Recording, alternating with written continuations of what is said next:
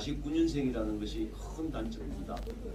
그러나 체력 나이가 49살, 혈액 나이는 42입니다. 이 크랭크로 해서 3분을 견디는 사람이고 정소연하고도 굉장히 친한 사이입니다. 제가 짝사랑했죠. 의님하고 대적을 하겠다라고 제일 먼저 얘기를 하고 내일부터 명함을 파면서 우리 친구에 뭐를 했느냐를 왜 이렇게 친구에 왔느냐를 제가 따져 물었고 그 다음에 지방의원 공천을 그런 식으로 하는 게 아니고 제대로 하겠다라고 선언을 하고 명함을 만들어서 시작했습니다. 여러분 우리 지역에 이제 많습니다. 적시적소의 그 능력에 맞게 우리 부산 진구를 발전시키는데 제가 거름이 되면서 앞으로 그런 분들을 공천을 내는 그런 핵심적인 지방의원들을 선정하겠습니다. 한 번도 낙하산이 아닌 적이 없는 이 지역에 왜 지역면은 한 번 국회의원이 못 됩니까? 이번만이라도 여러분들이 저를 홍보해 주시고 여러분들이 지역면을 이제 중앙부대의 대표로 보내서 국비와 법을 만드는 데에 우리 부산시를 위해서 노력할 수 있는 그 엄청난 특권을 가진 사람을 한번 뽑아주시기 바랍니다. 여러분 서로의 자라나는 공천혁명과 우리 부산 진갑의 구청장 하나 못 내는 이런 아픔을 꼭 저는 해결하겠습니다. 저는 민주전선을 마지막에 이끌었고 그런 투쟁력이 강하고 사회정의와 제가 여태까지 이끌어온 중앙당의 활동이나 부산시의 활동에는 저는 한 점 부끄럼 없이 강한 투쟁력을 가지고 용기와 의지를 가진 사람이라는 것을 오늘 여러분께서 인지해 주실 것을 간절히 바랍니다. 삼성에서 1중독자였고 특진을 2번 하고 부산지사장을 이끌어가면서 마켓시아를 20%에서 27%까지 올려봤습니다. 실적 좋습니다. 시의원을 할 때 지방의원이 3,720명이 뛰어온데 그 중에서 지방에서 전국에 1등을 한 사람이 바로 박성도입니다. 여러분 전국 종합 3관왕이라는 것이 제일 큽니다. 매니페스토 최고 수상 대상 약속 대상입니다. 저는 약속을 지켜왔습니다. 내 개인도 약속을 분명히 지킵니다. 그러나 함부로 약속을 안 합니다. 그래서 그 매니페스토도 최우수였고 그 다음에 친환경 최우수라는 것은 우리 도시계획 관계 여러분 잘 아시다시피 국회의원도 해결 못한 연지에 있는 그 우범지역을 오늘날 같이 이렇게 꾸몄고 그 안에는 총독부 땅도 있었습니다. 그것이 언론에 다 대서특필했습니다. 연지의 어린이공원 부지 지정 69년 만에 처삽을 떠서 완료를 했던 사람입니다. 제가 초선대 해냈습니다. 그래서 제목이 부산 진구 국제신문에 난 겁니다. 수건사 동시에 제가 3개를 해결했던 시의원이었습니다. 일 중독자입니다. 일 자신 있습니다. 일머리 압니다 여러분. 그리고 양정의 우범지역이고 시장 안에 엉망진창으로 되어 있던 무허가 부지에서 그것을 정리해서 어린이들이 뛰어놀고 어른들이 함께 할 수 있는 통나무 동산을 그것도 3대 수군 사업을 해결 안 된 것을 제가 초선해냈고 부산 진구 초업동 13년 만에 하다가 말한 공사 그 절벽이 있는 것을 이제 사직동으로 뚫도록 한 우리의 수군 사업이 크지는 않지만 그리고 큰 것은 부산시민공원과 송상현 광장을 여의도 광장보다도 더 넓은 그것을 기획하고 용역까지 예산이 처음 시에서 투입이 되어서 국가 예산이 따라오고 건설본부가 움직이도록 해서 바로 시민공원을 다이라 부대를 오늘 저렇게 만들도록 2년을 공기를 당겨서 허남식 시장과 함께 일했던 시의원입니다. 시장과 함께 일했습니다. 허남식 시장이 제 동기입니다. 송상현 광장 시민공원이 있게 만들었습니다. 1개 시의원이 연지동에 있는 국제아트센터는 한이 좁혀졌습니다. 제가 시의원을 그만두고 나서 지금 저게 제가 원했던 것은 아닙니다.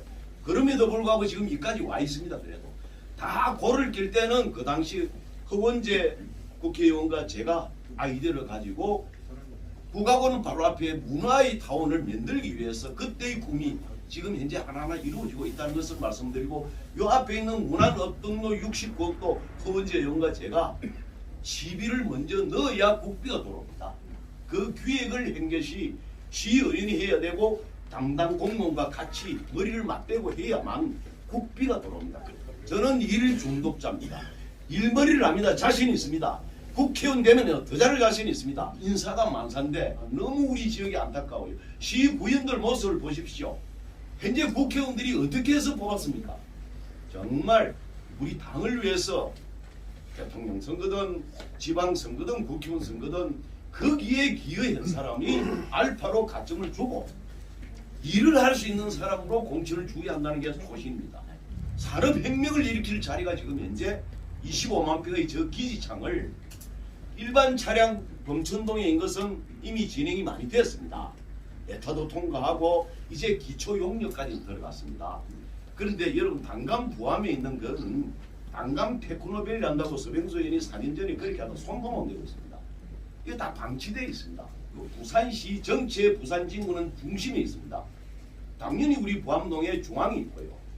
그 다음에 부산 진구에서 산업이 다 일어났습니다. 신발이든 섬유든 제당이든 여기가 다 그런 그거였는데 세월이 흐르면서 저 철도가 갈아먹고 있습니다. 저는 제일 공약이 겁니다. 제가 이거를 지원할 때도 누누이 언론에도 내고 했는데 부산 진구 위치 철도 차량 기지창 약 25만 평. 이것은 빨리 트라이포드라고 그래가지고 바다 하늘이 함께 가야 된다. 가덕도. 근데 이거 가능합니다. 일머리를 하면. 우리 부산 진구의 젊은이의 일자리를 창출할 자리가 이렇게 방치되고 있습니다. 아무도 관심 없습니다. 25만 평의 철로는 가덕도로 트라이포드로 해서 항만, 철도, 그 다음에 항공 어느 도시든 발전되려면 함께 모여 있어야 됩니다. 그래야 물류 삼합이라고 그러죠. 그 물류 삼합을 누가 해낼 것이냐? 부산 진구 갑 출신이 국회의원이 해낼 수 있다 이 말입니다, 여러분. 민주당 다시 보십시오. 이거를 우리 국회의원들이 제어할지도 모르고 나서지도 않고 양반도로만 앉아 있고 오죽했으면은 한동훈 비대위원이 생기겠습니까? 싸움할 줄도 몰라요. 국회 싸움이라는 것은 의견 조율도 조율이지만 민주당의 그런 추악한 모습을 바로 언론에 준비를 하면서 공부해서 자기 사심을 버리고 자기 당을 위한 그런 사람이 없다 이 말입니다. 이렇게 오죽했으면은 정치 경험 없는 우리 한동훈 비대위원장이 됐겠습니까? 지금 모습이 그렇습니다. 국회의원들의 모습이 저쪽에는 지금 온 힘을 다해서 자기들이 그 제약을 막으려고 하고 언론에 핑계대고 오만 걸 다 하고 있는데 저는 국회의원이 되더라도 초선이 되더라도 삼성급 이상 제가 가져왔던 모든 잠재력과 포텐셜 어빌리티를 거기에 속했다고 여러분에게 약속드리는 바입니다. 프랑스 파리 목마르던 듯 가면 어느 한 곳에 이거 탁 부르면 부를 정도로 팍 썩어 있는 똥이 있더라. 거기에서 향수를 뽑는다는 거 아십니까 여러분? 팍 썩은 똥에 가공을 했어요. 향수를 뽑습니다. 제가 그걸 느껴왔습니다. 팍 썩은 똥은 귀중합니다. 썩지 않을 때는 우리를 거름이 되어서 쌀을 만들고 보리를 만들고 곡식을 만들어 주었고 또 팍 썩으면 향수까지 가공이 되는데 제가 이름이 또 팍 썩은 똥입니다. 박석동 빨리 하면은 대래에 가보면 자연산 박물관이 부러워 죽겠어요. 서면에 자연산 박물을 꼭 가져가야 되겠다. 젊은이의 일자리를 반드시 철도청 이전해서 해내야 되겠다. 우리 부산 해양금융중심이 지금 현재 문현동에 ICT 세한 게 2013년도에 기획이 통과되고 예타도 하고 이랬는데 산업은행이 오질 않으면은 이 해양금융이 안 됩니다. 본사가. 근데 지금 민주당이 반대를 하고 있는데 참 이율배반적입니다. 자기들이 정권을 잡았을 때는 하겠다고 헛공약 해놓고 지난 4년 전에 헛공약이었습니다. 다 민주당에서는. 저는 시의원 할 때 기획재정경제 예산 쪽을 보고 있습니다. 재산을 하는 감시를 하는 6명의 의원 중에 3명이었는데 지금 이 BIFC라고 그러죠. 이 이 국제해양금융센터가 지금 금융하고 관계없는 회사들이 많이 들어와 있습니다. 왜? 산업은이 이전을 합니다. 이게 지금 특별법이 아직도 통과 못하고 있습니다. 지금 벌써 4년이 지났습니다. 이거는 반드시 우리 부산시를 위해서 우선 오늘 얘기를 여기까지 하고 지역에 대한 거는 앞으로 공약 사업을 되겠습니다만 이 두 개는 제가 국회의원이 되면은 이건 해낼 자신이 있어요. 내가 이게 시초를 잡을 때에 바로 국제금융 중심지 준비위원장이었습니다. 일개시 의원이 부산시 준비위원장이었습니다. 그리고 금융계통의 소위 사장들 다 모아서 해냈습니다. 아직도 완성이 돼가지고 건물만 지금 비축서 있습니다. 그래서 이것이 매우 중요하다. 은행이 공천 제발 못하도록 여러분 구전 홍보 좀 해주십시오. 은행이 공천은 절대 용납해서는 안 됩니다. 한 번도 낙하산이 아닌 적이 없는 부산 진갑에 시흥면에 되도록 여러분들 좀 예 좀 써주십시오. 이거 정말 부탁합니다. 새로운 문으로 초선의원이 되는 그런 사람들끼리 나는 경선하기를 원하는데 그게 아니더라도 이길 자신이 있습니다. 저는 자유시민연합의 대표를 맡고 있는 최태열입니다. 오늘은 국민의힘 부산 진구 갑 지역의 예비후보로 등록한 박석동 후보님 사무실에 와서 인터뷰를 하겠습니다. 후보님의 지금까지의 개인적인 인생 역정이나 혹은 이 지역구의 선거 공약은 어제 개소식 때 개략적인 말씀을 하신 걸로 보고 오늘 질문은 그보다는 조금 더 폭넓은 일반적인 질문들로 좀 들어가도록 그래야겠습니다. 네. 지금 한동훈 국민의힘 비대위원장이 1973년생이잖아요. 그래서 이번 총선에서는 세대 교체 바람이 많이 불 것으로 예상하고 있습니다. 그런데 후보님은 1949년생으로 알고 있습니다. 한국 나이로 지금 75세잖아요. 그래서 이번 총선에 국회의원 후보로는 나이가 너무 많다 이런 평가를 아마 다른 사람들 하고 있을 걸로 예상하는데요. 거기에 대한 후보님 말씀을 좀 부탁드리겠습니다. 사무엘 청춘이라는 시에서도 우리가 한번 음미를 해볼 필요가 있습니다. 젊어서도 늙은이 행동을 하는 사람이 있고 늙어서도 젊은 행동을 하는 일이 있습니다. 나이는 생물학적인 수사에 불과한 것이고 나이는 그렇게 중요하지 않다고 생각합니다. 우리가 미래 세대를 위해서 나를 어떻게 던지느냐, 또 미래 세대의 자유 번영을 위해서 어떻게 출마를 했느냐, 또 그런 경험을 걸음이 되어서 미래 세대를 위해서 쓸 수 있는 가치관을 가졌냐 안 가졌느냐 매우 중요하다고 생각합니다. 데모크라시가 민중이 의사결정을 하는 것도 지금 현재의 추세라고 보는 사람도 있지만은 기족적인 마인드가 어디에 있느냐, 거기에는 지식과 많은 경험과 경륜, 즉 콘덴즈가 있는 사람은 결국 많은 경륜이 필요한 것이고 나이가 있어야만 그것이 마련되고 완성이 되는 것입니다. 나이라는 것은 이성을 읽어버릴 때는 늙은이가 되는 것이고 또 욕심을 가진 국회의원이 되겠다면 그건 청춘이 아니죠. 청춘이라는 것은 이 삶에서 한의를 얻고 또 자기의 열망이 있고 또 제가 딱 한 개로 걸음이라고 말씀해 올린 저희 캐치프레이스는 여태까지 가졌던 많은 시간 70이 넘도록 가졌던 시의원, 부산여대 교수, 그다음에 삼성면 공채 15기 기업과 또 젊을 때에 우리 국가를 지켰던 소대장 출신으로서 또 걸어왔던 모든 것이 종합된 나이지 그것이 요새 국회의원들 젊은 분들의 그 시근 없는 행동을 민주당 국회의원들 그 586 세대들이 가지는 이 정권의 정치의 형태가 바로 프레임이 잘못된 것입니다. 생물학적인 나이를 가지고 뭐 정치인이 될 수 있다 없다 이렇게 평가하기는 사실 어려울 거라 봅니다. 우리 이승만 대통령 같은 경우도 뭐 연세가 70 넘어서 훨씬 더 정치를 많이 하시고 또 미국에도 보면 바이든도 뭐 다 80 넘은 분들 아닙니까? 예, 그래서 생물학적 나이보다는 그가 가지고 있는 어떤 정신적인 것과 그리고 건강이 허락하면은 오히려 그 경험이 많은 것이 훨씬 더 도움이 될 수도 있다 이렇게 생각합니다. 감사합니다. 제가 건강검진에 예. 체력이 49살로 나오고 혈액 나이가 42살로 나옵니다. 아이고, 굉장히 젊으시네요. 그리고 우리 크랭크라는 게 있습니다. 3분을 넘기면은 지극히 건강한 사람입니다. 당연히 크랭크도 3분을 넘기는 아이고. 사람이고 예. 매일 자기 관리를 체력적으로 해왔기 때문에 시의원으로 생활할 때는 제 별명이 열혈 청년입니다. 네. 예, 그만큼 건강에 자신 있다 이런 말씀입니다, 그지? 예, 네. 자기 관리 충분히 막 충실하셨다고 보고. 생물학적 나이는 예. 그 생각하면 안 되고 65세 이상이 인구 20%를 넘어가는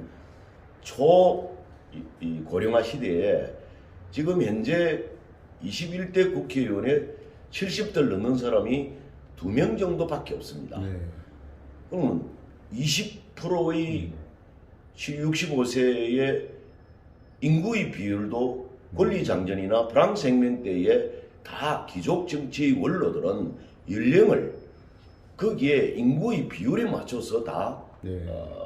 뽑았습니다. 예. 그런 정치를 우리가 하려면은 아리스토크라식식으로 하려면은 몇 명이 돼야 됩니까? 300명이 20%면 60명이 돼야 되는데 네. 두세 명밖에 없습니다. 아이고. 이거는 인구 비율에도 안 맞습니다. 안 맞다. 예. 꼭 노인들도 정치에 참여해줘야 됩니다. 두 번째 질문 들어가겠습니다.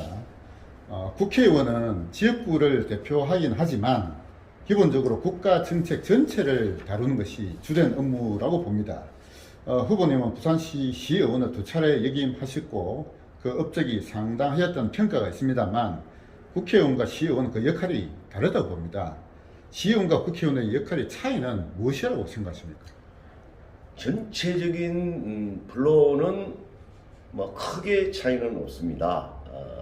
지역의 의원은 조례라고 그러는 거고 그 다음에 국회의원은 법률이라고 용어를 씁니다만은 의사결정 과정이나 또 국민을 대표한 플로는 같다고 봅니다.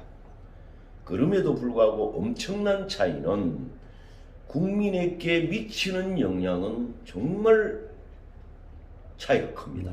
그런 차이가 있고 또 예산의 규모 면에서 우리가 80%는 국세이고 20%가 지방세인데 그 80%를 교부금이라는 제도나 이거로 인해서 보정해주고 있습니다. 그것은 지방의 지역구를 가진 국회의원의 역할을 우리는 부산 시민이 만약의 경우 국세를 80%를 냈는데 얼마만큼 부산 지역 발전이나 우리 삶의 질을 높이는 데에 활용이 되느냐는 국회의원의 몫입니다. 그게 지방의원과 국회의원의 큰 차이입니다. 더 큰 차이는 우리 정신적인 문제입니다. 바로 제가 얘기했던 민주주의의 꽃이라는 것이 지방의원이 아니고 국회의원입니다. 이 의사결정이 너무나 국가를 존립시키고 또 우리의 삶의 질을 높이고 발전을 위해서는 어떻게 배분이 되느냐. 이게 국회의원과 지방의원의 차이입니다. 지방의원은 전체적인 마인드는 같아야 하겠지만 그 미치는 영향이 정말 엄청나다는 것이 제가 지방의원을 마치고 이제 국회의원을 하겠다는 그 이유입니다. 세 번째 질문 드리겠습니다. 우리 대한민국 헌법 제1조 2항에는 대한민국 주권은 국민에게 있고 모든 권력은 국민으로부터 나온다라고 하는 주권 재민의 헌법 가치를 규정하고 있습니다. 그러나 현실에서는 정치인을 뽑는 실질적인 권력인 공천권이 국민에게 있지 아니하고 당대표를 비롯한 실권자에게 있다 보니 후보들이 국민을 바라보기보다는 정치권의 실권자의 눈치를 볼 수밖에 없다는 문제가 있다고 생각됩니다. 제가 대표로 있는 자유시민연합은 공천권을 국민에게 돌려줘야 한다라고 하는 주장을 현재 펴고 있습니다. 그에 대한 후보님의 견해는 어떠하신지요? 제가 삼성맨으로서 근무를 할 때에 80년대 봄에 당시의 정치 현실에 국보위라는 것은 우리 민주주의가 싹을 트는 데에 이거는 큰 걸림돌이 될 거라고 보고 따로 민주화 운동에 뛰어들었던 사람입니다. 그래서 맨 마지막 민주전선을 편집을 부국장으로서 중앙당의 통일민주당 YS의 그 당시 군정종식에 기여했던 사람으로서 바로 이 부분을 오늘날까지 앓고 있습니다. 그래서 지방정치는 이렇게하면 그 폐해가 더 심합니다. 제가 국회의원이 되면은, 즉 당협위원장이 되면은 지방의원들을 공개 채용하겠다. 공천을. 그 다음에 공개해서 심의하겠다. 여태까지는 당협위원장이 임의로 가합은 나합은 결정하고 구의원을 시의원을 1번 2번 결정하면서 끝납니다. 그러면은 자기의 입맛에 맞는 또는 정당에서 기여도를 보는 것은 너무 좋습니다만은 사천과 마찬가지입니다. 이 자유시민연합에서 가장 제가 적극적으로 저도 공감하는 것이 바로 가장 큰 부분이 이 부분에 활동을 해 주시기 때문에 저는 어떤 경우라도 이 단체가 정말 우리나라를 위해서 큰 일을 해주기를 그런 마음으로 인터뷰를 지금 하고 있습니다. 네, 감사합니다. 다음에는 박정희 대통령님에 대한 질문 좀 드리겠습니다. 박정희 대통령께서 경제적으로는 엄청난 성공을 거두었지만 정치적으로는 5.16 군사 쿠데타와 1972년 유신헌법 제정 및 그 이후에 여러 긴급조치의 발동 등으로 독재 정치를 하여 민주주의를 후퇴시켰다는 평가가 있는데 이에 대한 후보님의 견해는 어떠하신지요? 제가 공대생입니다. 이과를 선택한 이유가 바로 박정희 대통령의 그 경제정책에 제가 직장을 넣는데 가장 중요했고 그 시절에 저는 작은 몸이나마 내 한 몸 던졌던 그런 시절이었습니다. 그 박정희 대통령이 독재라든지 또 유신헌법의 우리 정치 역사에 흠은 좀 있다고 볼 수 있습니다만은 그 시절에는 그런 정치인이 없었다면 오늘날과 같은 경제대국의 10위 안에 들어갔겠습니까? 어불성설이죠. 박정희가 위대한 인물이라는 것을 이제야 알았습니다. 제가 그때는 좀 평가절하를 한 적도 있었습니다. 물론 제가 고등학교 시절에 뭐 생각도 못했고 다만 그때의 경제개발 부분에 제가 기여를 해야 되겠다. 제가 거기에 밥벌이를 해야 되겠다는 데 대한 문과적인 기질이 엄청나면서도 이과를 가고 공대생이 되었다는 또 삼성에 입사를 해서 경제 여건이 되었던 그런 자부감. 박정희 대통령이 있기 때문에 한 일입니다. 대한민국은 현재 좌파와 우파 간에 이념 전쟁을 치르고 있다라는 관점이 있는데 저는 아니 확고한 좌파 또는 뭐 우파, 뭐 보수 진보 확고하게 무슨 구분이 되는 그런 가치관을 아직 좀 못 가진 부분도 있습니다만은 이거는 좌파의 용어 전술에 말렸다고 봅니다. 현재 대한민국 이념 진영을 흔히 보수와 진보로 구분하고 있는 게 일반적인 구분법이라 보고 있는데요. 우파 진영을 보수라고 부르면 좌파를 진보라고 불러줘야 되지 않습니까? 그런데 이런 구분은 좌파의 용어 전술에 우파가 말리고 있다라고 하는 지적이 있는데 방금 뭐 말씀하셨죠? 그에 대해서 한번 더 말씀해 주시죠. 좌파 전술에 그러면은 말리지 않으려면 어떻게 해야 되느냐 부분을 저도 좀 생각을 하는데 함부로 말을 못합니다. 왜냐하면 이거를 어떤 용어를 써야 될까? 그럼 우리는 그네들이 진보라는 용어를 쓰고 그럼 우리가 보수면 꼴통으로 보여줄 수 있는데 그게 바로 어떤 용어를 쓰냐를 고민을 해야 되겠다. 원칙과 상식 이런 용어를 써야 될까? 아니면은 차라리 고마 미래 세대의 전제를 좀 홍보를 하면서 그럼 우리는 자유진영 또는 번영의 진영 그러면 너는 좌파해. 너는 진보라고 써. 우리는 자유라고 쓰자. 뭐 이런 생각도 가지고 있는데 이게 현재까지 우리 국민들의 뇌리에는 꼴통 보수로 전술이 말렸다. 저는 그렇게 생각합니다. 지금 대한민국 국민의 정치 성향을 흔히 좌파, 우파, 또 중도파 이렇게 구분하고 있는 게 일반적인 분류방법을 볼 수가 있습니다. 그래서 우파가 승리하기 위해서는 중도층을 흡수해야 된다 이런 얘기들 많이 하고 있지 않습니까? 중도층을 흡수하기 위해서는 어떤 전략을 펴야 할까요? 방금 말씀드린 이 언론이나 일반 국민들을 좌파의 전술에 세뇌된 이걸 바꿀 수는 없겠지만 이번 총선에서 좌파와 자유진영이다, 번영의 진영이다 이런 마인드를 이번 중도분들만이라도 좀 생각을 달리할 수 있도록 어떤 그런 개념으로 이번 싸움이 되었으면 좋겠다. 다음에 중도라는 것은 결국은 먹고 사는 문제이고 민생에 대해서 지역을 또 우리 지역에 있는 명을 뽑아서 하나하나 삶의 질을 높이고 지역 발전을 높이는 데에 중도를 항상 생각하면서 모든 공약이나 모든 홍보를 우리 국민의힘은 그렇게 가야 된다. 그것이 중도를 흡수하는 것이며 결국은 중도의 35%선을 이끌어가는 정치적인 논리와 그 다음에 후보가 그 중도를 겨냥한 정책을 펼쳐야 된다. 그래서 정책 특보나 정책 실장을 잘 선정을 해서 그 지역에 맞는 공약을 어떻게 하면은 많이 알리느냐, 이것이 결국 이번 선거의 중도를 흡수하는 방법이고, 공천에도 두루 세대감 또는 직업별 전문성, 그 다음에 어떻게 살아왔느냐, 정말 올바르고 진정성 있고 어떻게 깨끗하게 살아왔느냐, 이런 사람들은 나이와 관계없이 그 포지션별로 이번에 공천이 되어야 되지 않겠느냐.